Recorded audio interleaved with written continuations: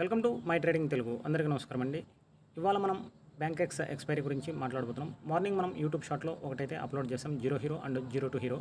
So ఇక్కడ zero hero active కాలేదు, కానీ జీరో టూ హీరో మనకి 2.0 అండ్ జీరో హీరో రెండు యాక్టివ్ అయ్యండి.